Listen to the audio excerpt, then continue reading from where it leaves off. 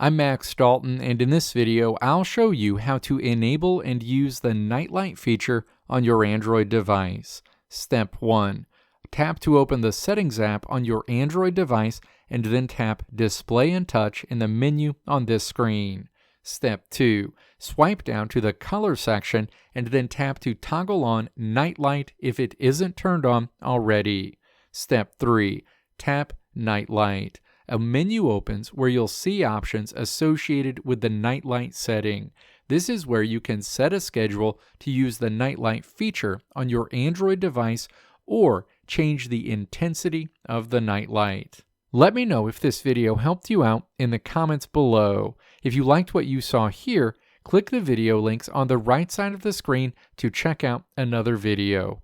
Or click the logo on the left side of the screen to check out my tutorial website at www.maxdalton.how.